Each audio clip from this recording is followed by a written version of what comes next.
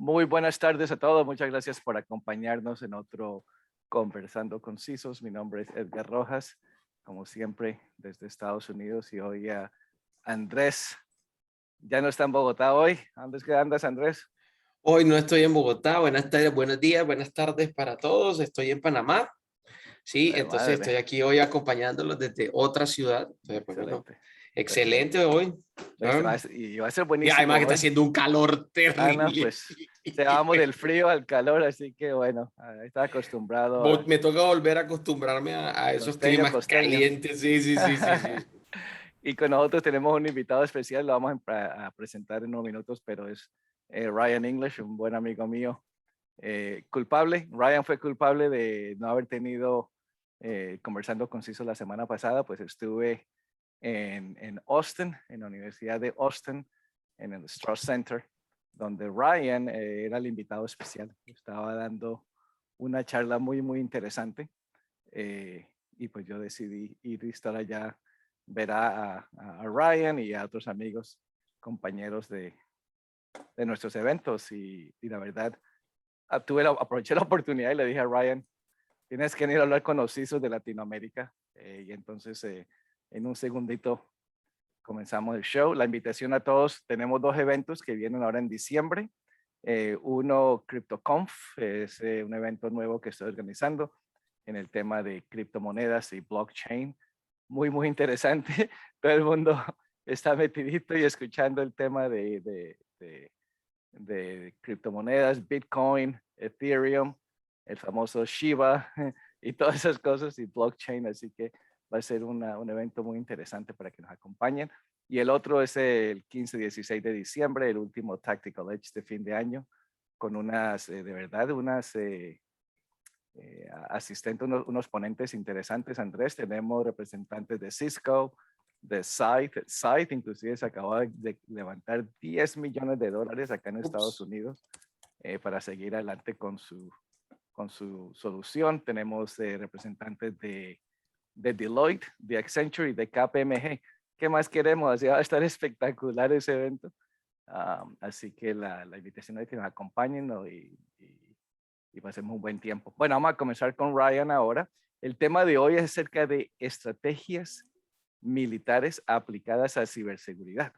Pues todos sabemos que todo en ciberseguridad viene de lo militar, ¿no? DMZ, DMZ, Demilitarized Zone, attackers, defenders, todo eso tiene que ver con la militar. Y conversando con Ryan la semana pasada nos dio unos ejemplos de su experiencia, porque Ryan es un ex-marine, es un sniper, un francotirador, así que no jodan con Ryan.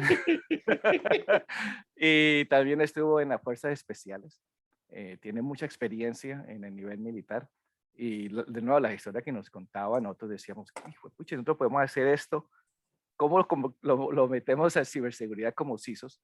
Y le dije a Ryan, pues vení y conversemos.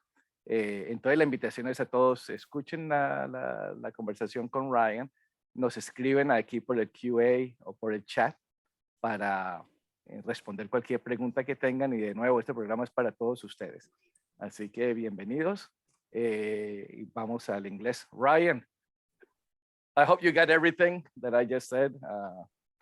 All of it, yeah, all of it. I picked it up. I learned I worked on my Spanish overnight, and I captured all of what you said. Perfect. Buenos dias, everybody, and you know, I'm mucho gusto. I'm very happy to be talking to you all, and thanks, Ed, for the opportunity. No problem. Maybe if this goes well, and by the time October runs around, I will have forced myself to really actually learn. Yeah, it'll be a good idea.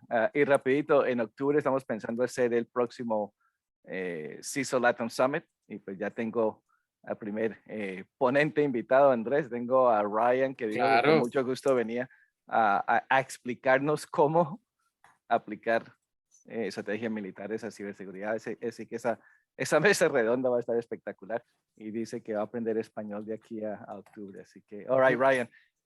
So last week at University of Austin, Texas, yep.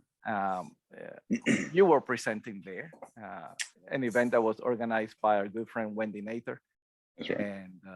And you had a great presentation about drones. We're not going to talk about that, but you had a really good presentation about security, drones, and everything. And then in the after event get together with you and another good friend of ours, Mike Kaiser, Del Point, we were hanging out and talking, and you regaled us with a whole bunch of unreal stories. And we're like, man, you're sitting in a gold mine of information that it's really good, very useful for the CISOs. And one of the things that caught my attention, and I would like you to go ahead and tell us the stories if you can, and then we'll start to bring it into cybersecurity. But Sure. one, it's about the barbed wire one, that's one. Mhm. And the other one is, you mentioned, and I was already a little bit tipsy, but I didn't follow up on that. But you mentioned about how you prepared for your trip to Cartagena for the first CISO LATAM Summit, right? And I would like to hear more about that, because that has a lot of advice, a lot of stuff, because it's all about, we spoke about this yesterday, it's all about preparation, right? And being ready for a lot of the eventualities. So why don't we start with that one? So Sure. for the first CISO Summit, if you remember, a lot of you that were there, we had it in Cartagena in 2019, before COVID was coming around, remember? Mhm. And Ryan came, and he came over here, but he came in the mode of a bodyguard. All right, so that's not 100% exactly true that while I was there. By The the first- way, yeah. Liz, supposedly Liz is connected and listening to the show. If not, she will listen to it later. So Yeah, she might listen to it later. Well, the first thing that I wanted to point out is something you mentioned. The after party is, whenever there's an event or anything, the after party, the post event, lunch or drinks or whatever. I usually find that there's a lot more to be gained by being at that than it, if you have the right people around you, you'll learn more from that event than the actual event. And in our case, what happened last week was, I thought I had a pretty good talk. Everybody enjoyed it. There was a lot of questions, but when we all sat down at the table to eat barbecue, it was a mix. It was myself, you were there, and Yeah. Mike Kaiser was there, yeah, and a cohort of Wendy Nather's friends were Mhm. there, and Wendy was there. There were some people from the Strauss Center, and before the food even hit the table, we were knee deep in a conversation about theories, tactics, EMPs. electromagnetic pulse, defense. The conversation at Strauss Center wasn't as much about drones as it was about, how young policymakers can take a look at the world they're going to enter into and try to make sure that even if they're dealing with concepts that they don't quite understand on a technical level, that, they're still in a position to where they have to veto certain things that may or may not happen. And we used an example from something that happened about 15 years ago that's no longer classified, but I was able to bring that example up as a means to demonstrate that, hey, one guy in that room, one guy in charge of his, a policy guy in that room, an attorney or anybody, was in the room for a reason and would therefore be empowered to have said, no, I don't think this is a good idea, and here's why. Can we revisit this? And a lot of people don't do that when they're the minority voice in a room. So They're scared. Yeah, exactly. yeah, and especially when we start talking about cybersecurity and technical things that a lot of people who don't have that background don't really feel like they're going to be able to comment on. Sometimes that's actually the right guy to comment on.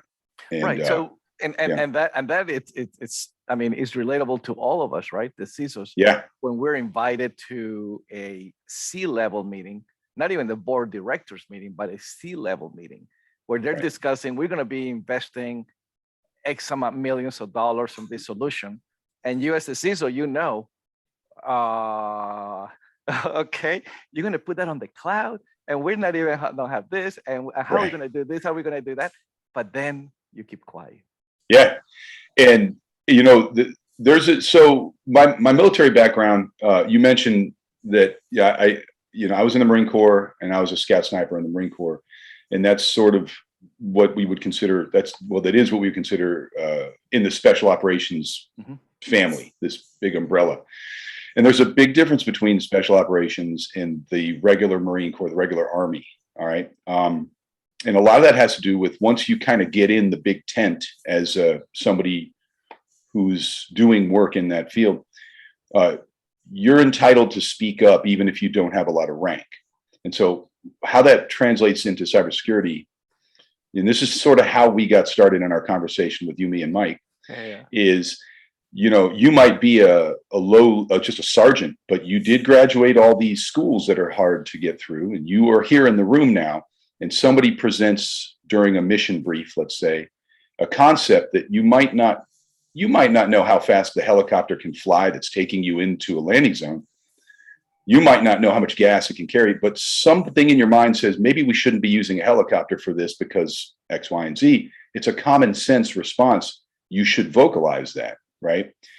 And then, that's the difference between the special operations community and the rest of the Army, is even guys who don't have, brass on their shoulder are entitled and encouraged to speak up, especially when they have good points to make. And that could change the course of an operation. That can change the course of how your company implements something that the C-level wants or thinks that they want. And as the operator, the CISO and every one of his people on down, the actual functional operators, in their hearts, they know this might be a bad idea. And that's the only one and only time where you have to change the course of that idea is in that room. So, but going back to how we met in Cartagena, Liz has presented for you already. Yes, and Liz, by the way, Liz says, "Oh, I'm listening. Go on." Oh yeah, okay.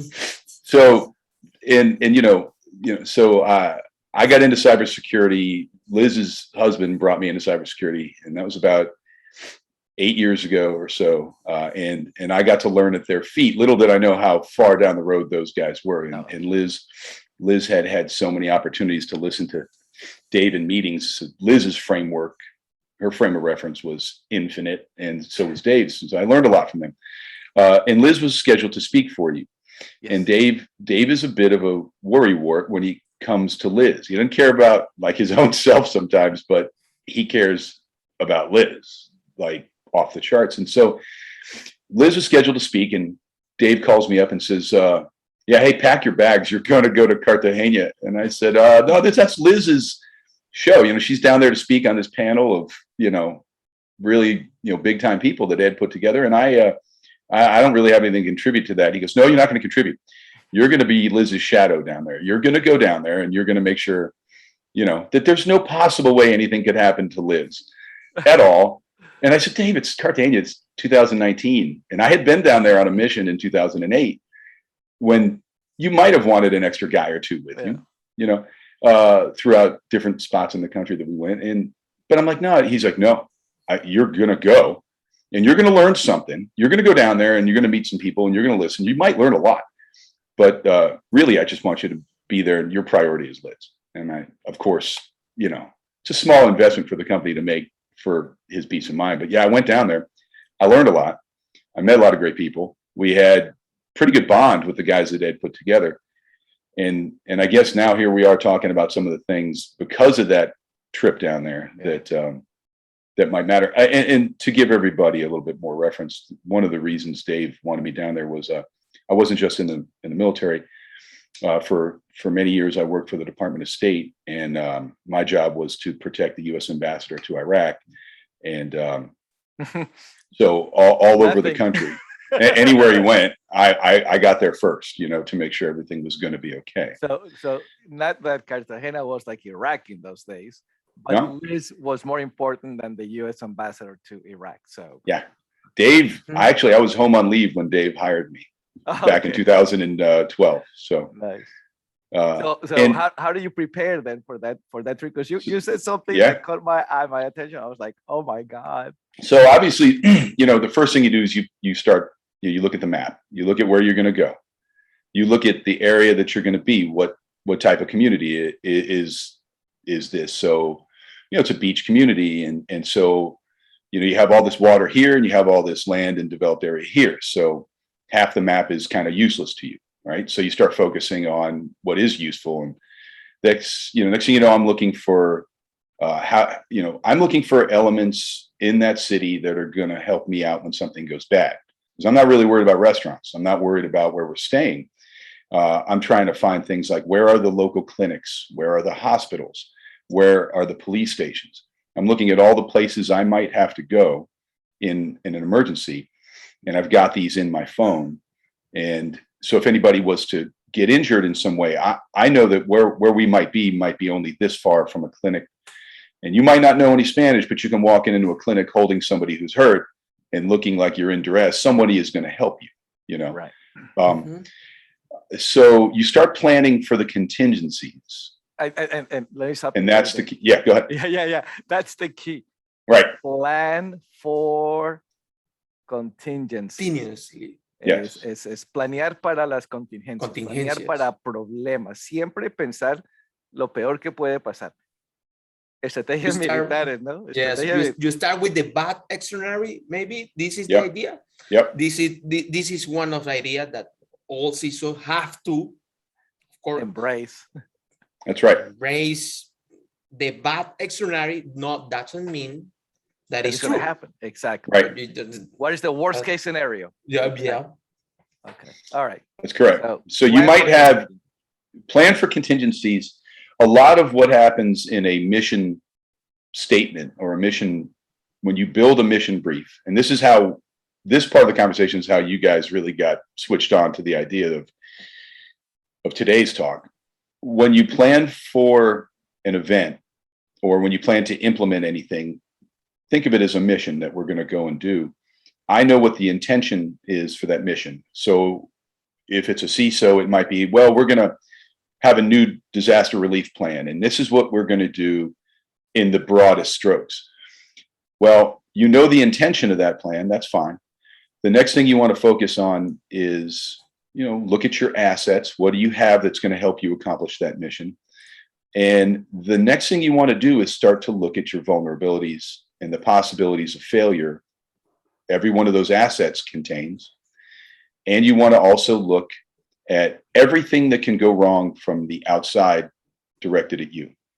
So those are your real contingencies. The things I own, the assets that I have, the number of people, the number of machines, the number of tools, the number of servers, how much space we've rented in the cloud, all those things are your assets. And you should already know how those might or might not go wrong.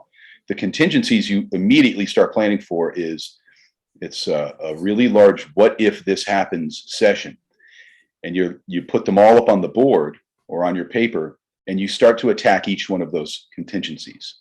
Every one of them deserves its own separate answer to the best of your ability, to the best of you have your assistants with you. You bring them in on that process. The decision-making process, we refer to it as the military decision-making process. And it's abbreviated MDMP. Everybody gets it pounded into their head. But that process involves your staff. And everybody wants to troubleshoot each of these contingencies one at a time as a group. You can do it on your own, obviously, but as a group, you want to attack each one of those contingencies and start to think about how you can overcome them if and when they happen. And that's a great, and we were talking about this yesterday. Right. Imagine if you're a new CISO, right? You're a brand new CISO, right? A lot of the time, what do? We start reviewing documentation. We start looking at diagrams, and we start to read all this stuff. Wouldn't it be nicer if we can come in and come in with a plan? And the plan is, I'm going to know our network by, this time, 3 months. I want to know everything about my network. You don't need to read or look at document. You just have to go and then find out, what are my assets? Get your people. What do we have? Tell me exactly, what do we have? And start making that list right there. You don't need to do an inventory management. You can just use people's knowledge, right, of the environment, people that have been there longer than you have. Start taking advantage of that. Those people are your assets, right? And, That's right. And as you said, you look at what you have and see what are the strengths and what are the vulnerabilities. Exploit the strengths really quickly, and Right. then start doing vulnerability. So imagine again, if you're a new CISO, you come in, you get your group, and you're like, right, we're gonna do this.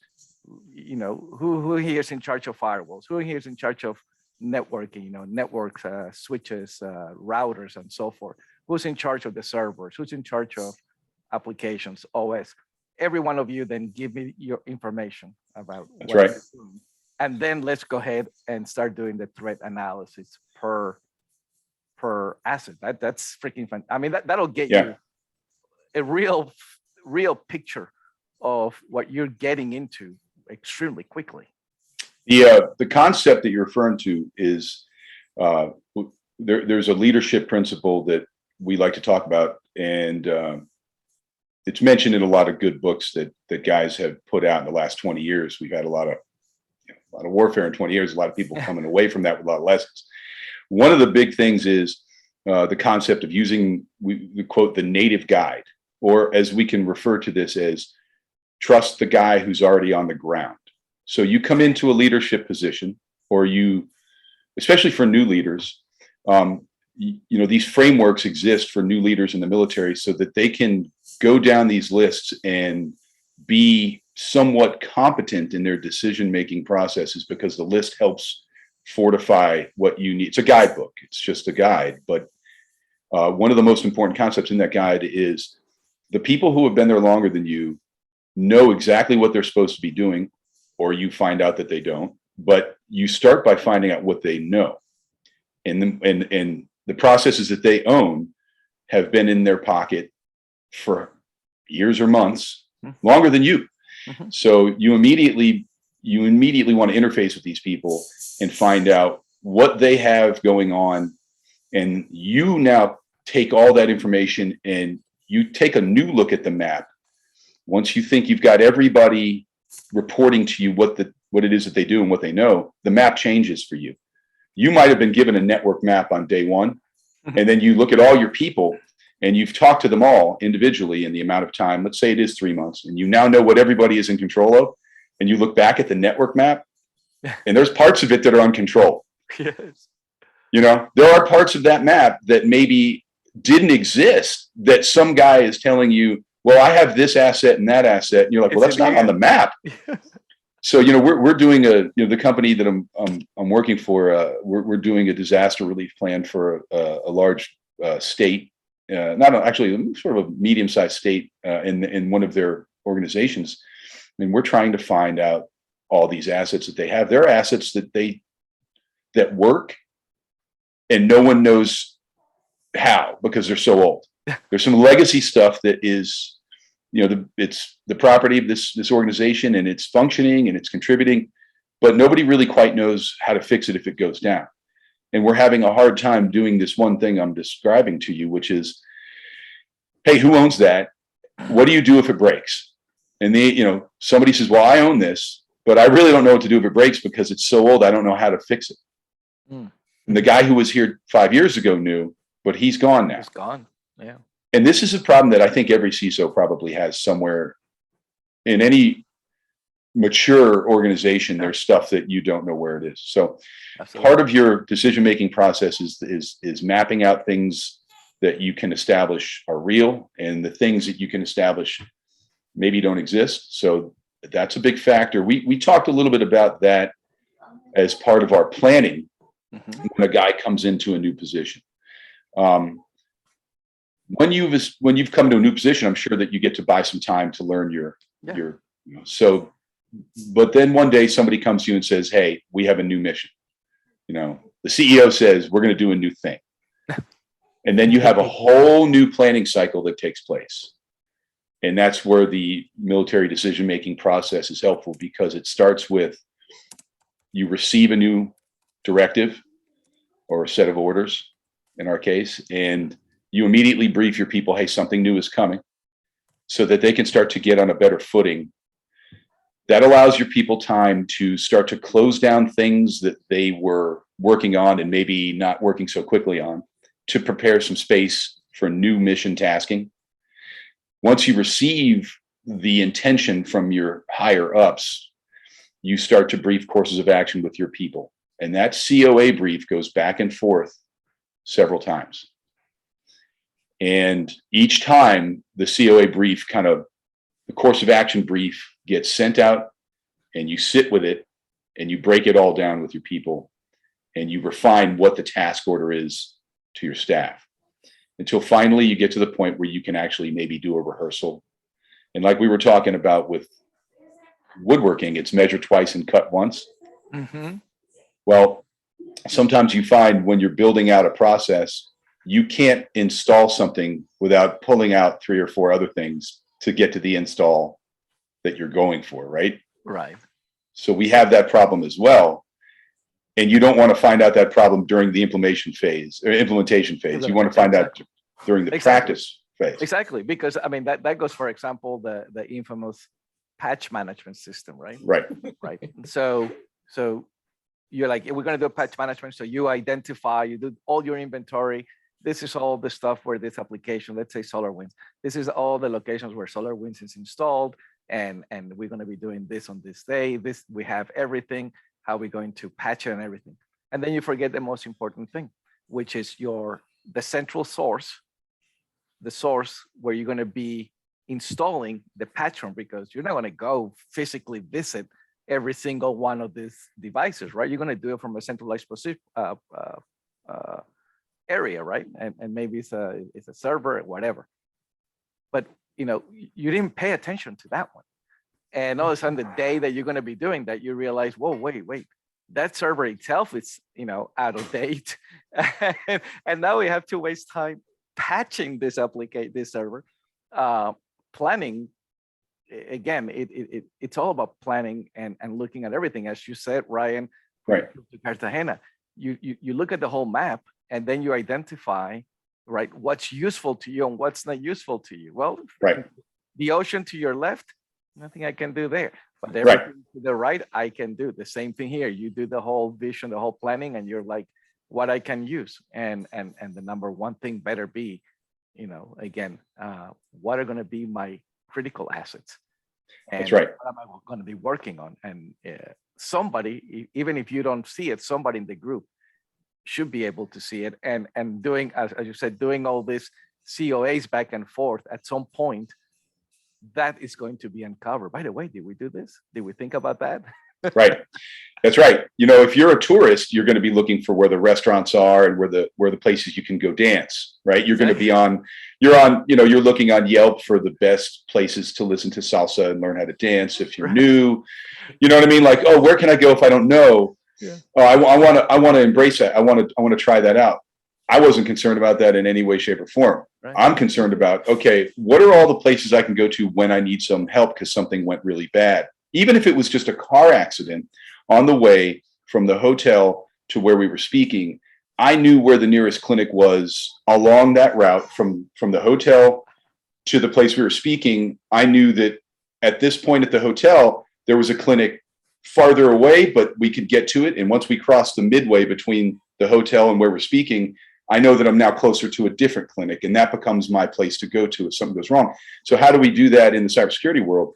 It's, okay, well, I've got this asset that takes care of my server farm for where I'll be implementing everything from. If something is going to go wrong here, I immediately start to focus on, I collapse back to this one thing, my where I'm going to implement from. And if something goes wrong at the place I'm implementing to, then I know now that the problem can only be solved from an asset that's tangential or near to that. That was how I looked at Cartagena during that meeting, during that time. Like, but the only time you threw a loop at me was when we were on the boat going out to the beach. I'm like, well, I don't know what the hell's going to happen here. I'm in the unknown because I didn't look at this. I didn't know that we were going to do that. I couldn't plan ahead for that. But let's do this in real life. Yes. Okay. So what you just came up with was an incident response plan.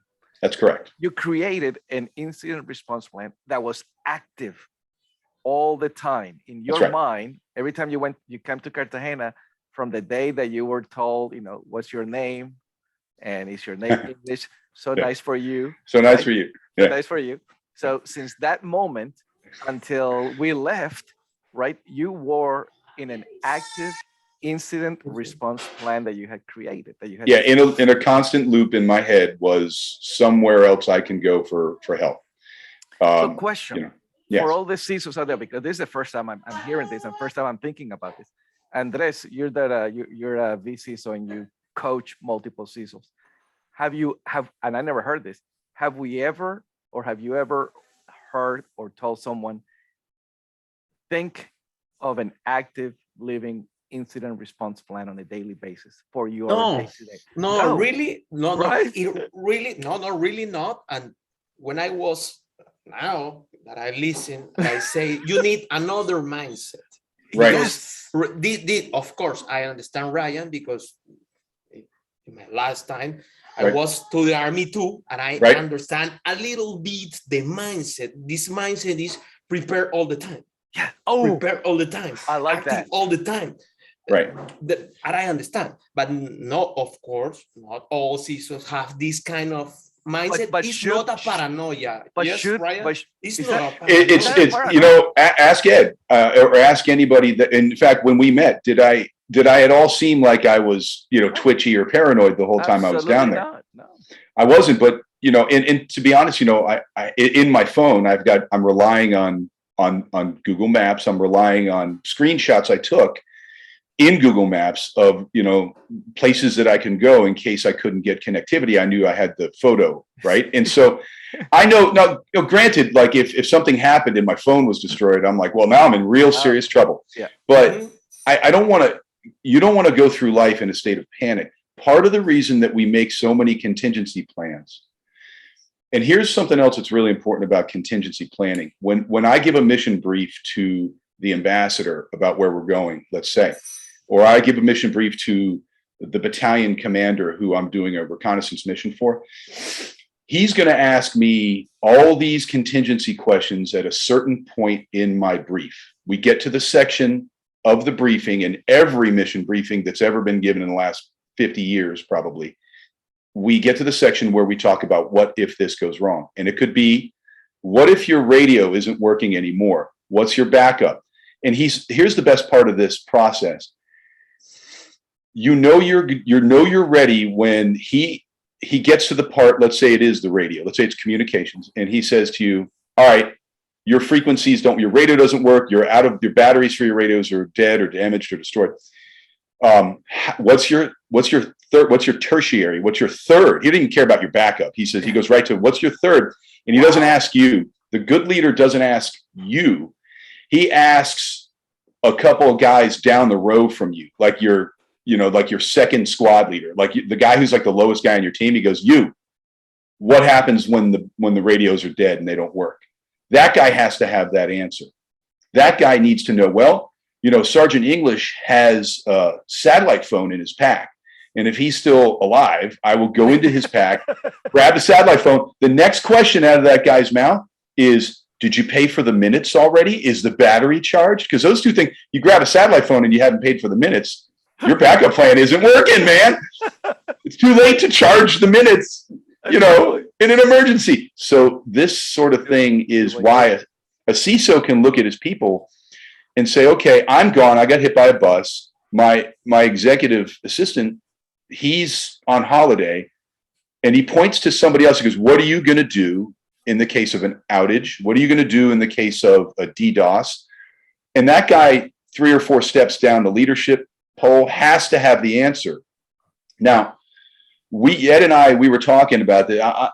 Andres, I don't know if you watched the RSA talks, but Ed watched them, right? I don't know if you guys watched them, but Ed and I were talking after RSA, and he had watched somebody give a brief about incident response. And this guy was and I don't remember who he was, and I wouldn't say his name anyway, but the point of this guy's story was, yeah, you shouldn't have all your incident response planning playbook on paper in your office. It should all be digitized somewhere so that people can get to it. And now I understand the value of that in a decentralized leadership role when we're working from home. But guess what else works at home? Every single operations center in Afghanistan or Iraq that I ever went to, in fact, everyone everywhere, there's a playbook. It's this thick. And it's on a 3-ring binder, and it's usually hanging from some place where every person seated can see it. It's usually hanging up next to the big whiteboard where, you know, anybody does anything in the operations center. In that playbook is every one of our current contingency plans for every type of attack that we know we should expect. So in the military sense, I would say, we know that if artillery happens, I have in the book laminated okay, here's what I do. I know if an actual physical mass of humans start to try to come over my gate, here's my plan for this office. I don't care what the guys are supposed to do who are guarding the wall. Yeah. They're not my job. Exactly. This office, I have this many things I'm able to do, and I'm going to do them down the list, and they should be on paper in the office where anybody can get to them. And here's the tricky part about this list. It gets updated constantly, right? If you have new assets come on board, someone's job is to go into that IR list and now update it as soon as the new asset becomes active and useful. Now you're updating the IR plan to include that. And sometimes that asset might affect other assets. So, wow, now we have work to do. You know, now we have to actually plan for secondary effects. And if you're not doing that, then the ambush always happens when you're least ready, you know, and no one likes that, but it's the truth of life, right? And that's what we were talking about yesterday, because I went back over here to our conversations. So there's another acronym, another thing that you say is called SEALs. Yeah. Stop, listen, look, and smell. Now, that's right. By using that, and you explained to us exactly what that means, then we can do that, what you just mentioned, right? Because as CISOs, I know Andres is already thinking, wait, what? How the hell am I going to do this constantly? If we keep saying, review your incident response plan at least once a year. At least twice a year, probably. You got new stuff coming all the time. Right. And update it after you had an incident or after you had tabletop exercises, which nobody pays attention. So, right, Andres, you were thinking about that. How do you do this? And then by doing these SEALs, which again, stop, listen, look, and smell. That's right. And actually, and listen to this story. So SEALs will be, if that goes with the barbed wire story, right? Yeah. Okay. So let's look at the barbed wire story. Listen to this one, everyone. This is extremely important. We were talking about. I don't know how we started talking about barbed wire because I had a lot of tequila, but we ended up talking about how you channel your users. Your users are getting channeled to a landing page, and then from that landing page, they're going out to wherever they select to go to use your tools or to use your platform, let's say. When you look at how you defend, you want to try to get attackers to come to a place that's easily defendable.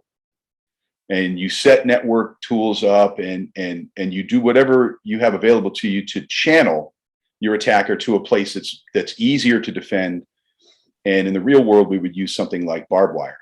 Let's say you have a valley and you have hills here and let's say a cliff over here. And so your opponent isn't likely to, approach that way and can't come from this way. So you use barbed wire to funnel the opponent into a slot.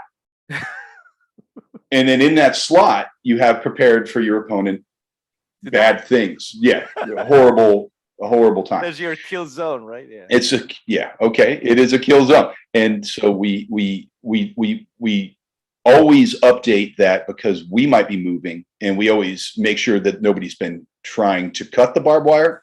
We take a look at this, we always have people looking at the status of our defensible or our channeling tools. We talked about why that's important, because in almost every network, you know, let's just pretend that you know where all the holes are. You know, some of those holes you want to make more defensible than others. That's why things like 2FA are very important for almost everything that you use, because you're channeling somebody into another step where you can capture them, let's say, you know, or you can know where they're trying to get in. If suddenly your CISO is getting a request on his phone that says, you know, verify this code, because you're like, no, somebody's trying our 2FA out. Somebody's trying to get to me. I now know right away, and I can look in the logs to find out more about where they are. Looking in the logs, looking at your snort, looking at your any logs that you have, that brought us to the stop, look, listen, and smell. Right, exactly. So the point of that story was, I was in Baghdad, it was 2005, and we were training Iraqi police, and we would sometimes accompany them in a mentorship role on patrolling or missions at night, or in the day, but at night we had night vision. And we'd be in the vehicles, and, you know, they'd be doing their thing, and we would always stay back in the vehicles, or at least close enough to them, and we would be observing with night vision. And at one point they sort of, a group of them said, hey, you know, this is really not cool. It's not fair that you have night vision, we don't have night vision. Will you get us some night vision? We would prefer to have the same tools that you use. And I really didn't know what to say, because I was very young and I didn't have a good answer. But one of the senior guys was a Green Beret in Vietnam, and he explained to me that I had to patiently tell them that you can do better on patrol if you periodically stop, look, listen, and smell, because you're tuning yourself into the environment. Than you can if you simply throw the night vision on and just start going where you need to go, because you think you have a technological advantage now, and you just stomp all the way over. You're going through the jungle, making all this noise because you've got night vision. And Americans are really generally vulnerable to this thought that our technology will save us because we have better technology. And you know what?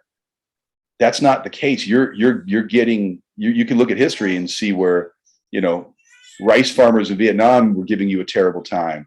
Goat herders in Afghanistan were giving you a terrible time. You know, you can't win when the guy knows the terrain and he stops, looks, listens, and smells, and he can smell your guy having a cigarette a mile away at night. You know, that carries.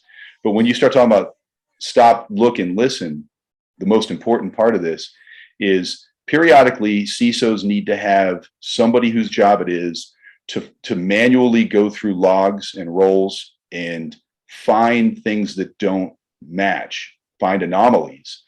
Yes, you can use machine learning for this. Yes, you can use AI for this, and you should have that because the technology is good.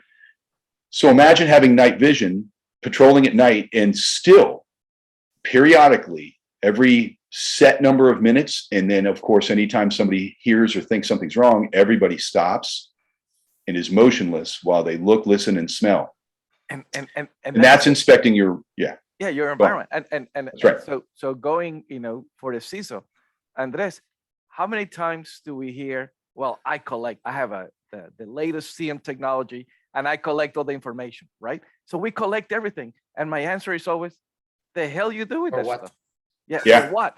And for Ryan, stop, listen, and look. Now that I say that is the old techniques that I am trying to understand in that way. You say the old techniques that we use in the past, for example, when you say stop, look, your logs, right? Visually, yes, and you pass the line by line and try to listen, see, look, and smell what happened there, what happened in this moment, and try to find a because you're already you know totally your network. You know your network inside out. You know there shouldn't be a freaking noise coming out from this area of your network. Let me interrupt. The CISO might not know his network in and out, but you know what he does know and he should always know, is the guy or girl on his staff that does know the network inside out. Right. And that's what I mean by CISO. And that, right. Like the organization knows. Yeah. And yes, you have to assign one of your people the task of doing this regularly, but the more that person does it, the better that they get. And you can justify why you spent money on certain tools because you have the human backup. I was talking to Danny Adamitis just last night about a paper that he released with Palo Alto and Black Lotus. Well, he was the research part of what Black Lotus was doing that day, and he talked about how all the data that they found.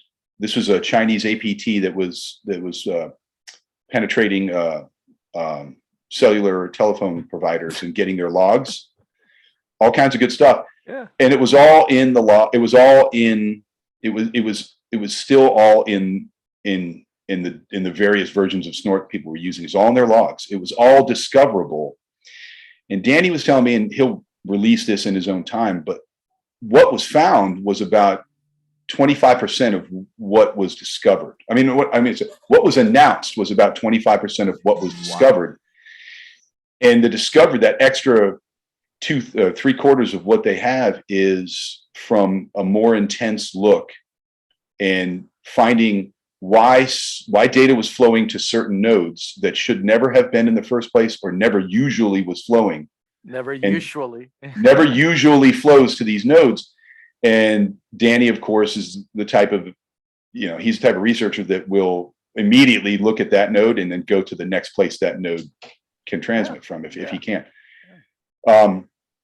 That saves a lot of people from compromise more than anything else, is this continuous look, even if you're just looking at the output of what your tools are giving you. So yeah, you have ML and AI, but like you're setting an alarm for it to tell you something's wrong, right, but it only knows what it was taught. So the alarm doesn't go off. Right. You go back and look and you'll see where the alarm should have gone off and didn't. Because and that's a critical. Exactly, because you never program it. And we've been saying AI all depends on you. What information, how you program it. If you don't program to set up an alarm because it's up here, but it was, and because the attacker knows that he goes over here, it's going to be undetected. Right. Then an analyst will go there. It's like, there's not supposed to be anything there at all. Why do we have something that's built, first of all, why is something there? And why is it below the threshold for triggering an alarm? There is something happening there. And we were saying, right, it is tedious. But again, from a defensive perspective, right, what do we do from a defensive perspective? You immediately, you constantly loop in your mind what could happen, right? But a lot of the time we feel that being defensive, it's nothing to do with offense. And what we're saying, no, turn it around so that you're always within a defensive posture, right? So you're there, but within that posture, you're doing a lot of attacking. You're becoming an adversary. And you're an active defender. You're an active defender. Exactly. So everybody wants to think about active defense is like where we strike back or do something to, Yes, that is not correct. It's not going to happen anytime soon. You need political arrangements to be made. I love the idea. Believe me, don't get me wrong. We had the conversation. When somebody will stand up a company that's going to go out and snatch people up who are conducting ransomware attacks, I'm enlisting in that company. Yes. But we don't have that right now because it involves a lot of moving parts on a political scale that we can't really approach. What we can do is actively defend by searching in those logs. So if we talk about ransomware, for instance, one of the ways ransomware is so effective is it proliferates laterally through your networks. And while it's doing that, it's traceable. It's in most cases, it's going to be trackable. So if you're an active defender, if you take your job seriously, like, okay, every day I'm under attack, I'm not letting that happen. So somebody's job is to proactively look and find these lateral movements. Now, yes, somebody got in a little bit. Okay. But your job is to do damage control as much as it is to stop damage in the first place. If you mitigate is not to stop, is to mitigate. That's correct. And that's the active defense role that I think every CISO can embrace, because you justify having the hours that a person could work doing it and buying the tools that help him do that work, because he's actively looking in that log, or any other place. And that's where you start talking about, your purple teaming. Purple teaming, it's active, but it's active defense. It's part of your active defense. You don't use purple teaming to attack you and say, hey, look how stupid you are. You use purple teaming to identify within your defenses where your vulnerabilities, right? And the more in tune you are, as you said, right, tuning yourself into the environment, you own the environment. You should know exactly how your environment functions. But not a lot of people can do that because the resources they have are limited. Exactly. So you have to do your best. And that ties up, as we were saying, and it's funny, we always end up, with the same conversation, same comments. Wendy Nather, about 11 years ago, she came up and she was in security zone in Cali, and she came up with the presentation, living under the poverty belt, right?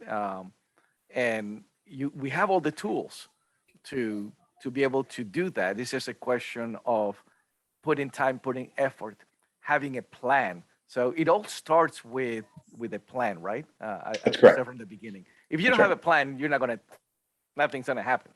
Yeah, your plan. So every time we do something, we rely on a definable planning chart, and that covers 99% of what goes on any mission, and it's always being changed, because over the years, things that might happen are sort of codified, and we learn from those mistakes and we add that wrinkle to the next plan, which is why, when we were talking yesterday, I wanted to talk about after action reports. Anytime you do a tabletop exercise, or anytime an event happens where you have an exposure or a breach, or even somebody else's, it's always good to learn from somebody else's mistakes, right? So, and historically, you learn about warfare a lot by reading about other things, other battles, right? I've gotten better at the different concepts in cybersecurity over the years by reading other people's white papers, because I see how this guy, thanks. Where they come from. Right. And so what did these guys do to fix it? Somewhere in my head now, I've got that knowledge of a similar problem happened to these guys and they did that and it worked. Those are part of your learning cycles. But after action reports are the action report. AAR. In every mission that I've ever gone on, there was an AAR after everybody got home and cleaned up. Really, actually, you kind of do one before you even get a chance to get cleaned up. So you're starting the process of discovery before anybody even has a chance to take a shower. Obviously, any medical issues get taken care of first, but you're looking at how did we get to where we were, all the way down to how did we get back home, in every detail that can help you learn and prevent mistakes the next time. So this guy might not have brought the extra batteries, or that guy on your staff might not have done the backups in time. And all we can do is learn from it. There's not supposed to be consequences during that AAR. It's about honesty. It's about telling everybody what you saw in a way that other people can learn that and correct any mistakes that we may have made. So the next mission planning involves a do not do this or that. And the AAR occurs, this is why tabletop exercises are so critical. It's not enough to do them.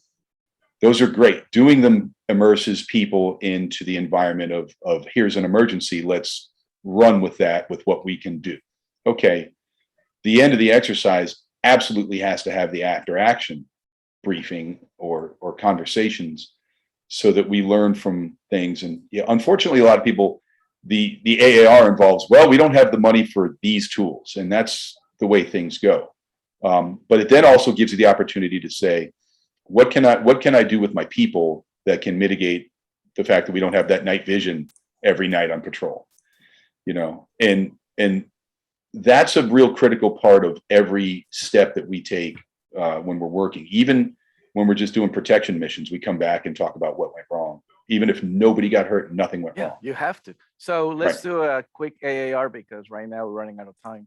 Oh man, time flies with this, doesn't it? I'm so sorry, guys. I told you. I'm so sorry, man. Did I You tell know. you yesterday you're gonna end up saying that? Oh my God, it's over. Yeah, we're right out of time. But AAR on your trip to Cartagena and to Liz, what happened? Did anything Well, like I said, you know, I already told you one of the big things on the AAR was you had the surprise for us, which is this beautiful day on the beach. Yeah, and that was unbelievable. We're still talking about it 3 years ago. It was a beautiful day, and so one of the first things that when you said, "All right, guys, we're going to get into a boat and we're going to go to a beach," and I'm automatically, oh my God, I don't even know who can swim on this boat. You know, one of the first things I thought was, I'm looking around, I'm like, okay, Dan can probably swim. You know, Wendy can probably swim. I don't know, can Liz even swim? I don't know. You know, and I'm thinking to myself, because the first thing you're thinking of, the first problem that you got is the boat. Yeah. You know, it's the transition piece. Yeah. Where you're always most sort of, in a way, vulnerable. Well, you know, I'm sure Liz can swim, but my point is, you know, who can or can't swim was my first priority, because this boat could stop moving and a wave could hit it. Anything could go wrong. You know, if you look at this, by the way, one of the critical things that we find in warfare is the phase between two known points is when you're the most vulnerable. So the transition between a fixed thing that you can sort of own and somewhere that you're going to go that you hope to have possession of, or in this case, sit at the beach all day, that's the point where you have the most concern. And data transfer in our world is also very concerning to most CISOs. Like, how do we transmit and receive data cleanly? Because I know that my physical security on the servers, it's in a locked room. I know that the server has been firewalled, and I know that we've updated all the patches. But what about where that information is going? And what about when it comes back? You know, can it be corrupted? And then if it gets corrupted on the way back, what does that bring into my system? And how have I mitigated that possibility? And those 2 points, they're great, but in between is where there's trouble. So yeah, that day, that trip, I was thinking, okay, you know, everything else has gone real smooth. A couple of times we went to restaurants that they were restaurants that weren't your primary, you know, it's not like you published where we were going to go to us all the time, but I knew that was within a certain part of town. Then I also knew, okay, we're going to go to Old Town. So Old Cartagena I've already looked, and there's these things I can do there. And here's a police station, here's a clinica, you know, and all these little things I can go to for help. You know, but the big thing for me was like, oh God, I never thought we would go on a beach day. No idea. And, you know, it wouldn't have been appropriate for me to call you up ahead of time and be like, hey, dude, because I wasn't there to make that kind of impression on anybody. Also, I was just there to very passively, you know, everything worked for the best. And now, you know, here you are 2 years later. And then in 2022, you will be with us in Santa Marta. Jorge Sandoval says, great talk. And thank you guys for such a clear insight. You're welcome, Jorge. Thank you. And Liz Wharton says, was the sunscreen part of the plan? Because there were lots of sunscreen that was needed. There was already sunscreen in the. We already knew we were needing sunscreen at that point. You know what else was part of the plan? Electrolytes. Electrolytes, yes, exactly. That was fantastic. Yeah, there was a lot of need for Gatorade and man. Yeah. So let me switch to Spanish really quick. Andrés, tocamos solamente la superficie, te lo dije. Aquí hay para hablar a la lata. Hay mucho. La pregunta es si todos les gustaría pues seguir escuchando a Ryan y practicamos español con él, pero apenas tocamos la superficie. Sí, no. Fue impresionante. Ryan. Yes. Thank you very, very much. We didn't even scratch the surface. Nah, we didn't. And I'm sorry, guys. I mean, I got a little long-winded on some of those things. No, this is the conversation. This is what this show is all about. It's just having a conversation, relax. Yeah. And a lot of freaking fantastic ideas came out of it. I hope so. That is totally true. Yeah. Okay, good. Active incident response plans, right? The leadership thing, right? The mindset. Remember mindset. Of course. And the other thing, very important, Ryan say, start with what if. That's right. What if. Always. And what if go through what if, Yeah. what if all Never the time. stop. Never Yeah, stop. What- never stop. That's right. What if you wanted to boil it down to a phrase or a slogan, you would say 4 words. What if is continuous. Yes, totally agree. It never stops. What if, Yeah, yeah. when you say the answer again, what if? Right.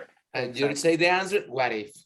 And you say and maybe you find. And then you're not so stressed out because you've spent time thinking, all right, I got all these what ifs. Yeah. That's right. I've got all these that I can cover. If the day comes where something hit you as a surprise, yes, I understand, you're going to be stressed out. You can't lose sleep over the surprises that you don't know anything about. But it's because you went and what if so many other parts of it, and you think you're ready for so many things, and you have a playbook for so many things that you've imagined can go wrong. Then you could sleep at night. CISOs don't sleep well, man. They good CISOs that I've met are either like stressed out and heavy or really skinny, because they don't sleep or they don't eat, and it's just you should be stressed out, but you can what if these things away and have hopefully less stress, right? All right, Ryan. Thank you, buddy. I appreciate it, man. Big hug. Is my pleasure. And I really thank you guys. Really, very good. We'll definitely ask you to come back soon. Great. Continue part 2. All right. Well, hey, if you want to give me a call for the after action report later on, Ed, I'm always ready for that. I'll definitely do that. All right, buddy. All right, gentlemen. A todos. Thank you, guys. Por acompañarnos. God bless. Gracias. Y nos vemos la próxima semana, Dios quiere. Felicidades. Regístrense, cryptoconf.io y tacticaledge.co. Estamos hablando. Saludos a todos. Adiós.